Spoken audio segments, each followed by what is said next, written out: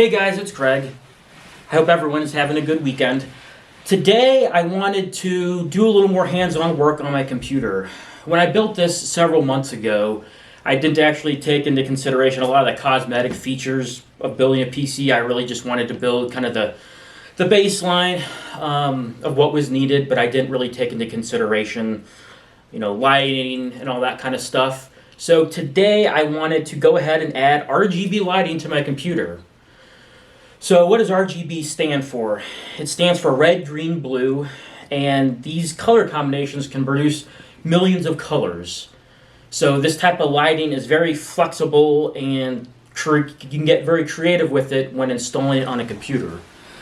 So I've actually never installed RGB strips on a computer before, but I decided to go ahead and buy some. So I've got RGB strips by Ergo. Like I was saying, I've never actually installed just specific RGB strips onto a PC. The only type of RGB lighting I've ever actually added is just components that have RGB lighting, like my RAM modules and some parts of the motherboard.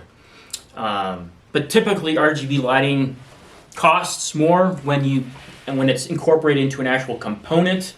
So one of the more affordable options of making your PC of lighting up your PC is to just do it with basic RGB strips that attach to the inside of the case. So that's what we'll be doing today, and I'm going to provide a brief video montage of me doing it, and then I'll be able to show off what the computer looks like. So I hope you enjoy it, and if you have any comments, questions, you can put that down in the comment section, and feel free to press like and subscribe if you enjoy the content.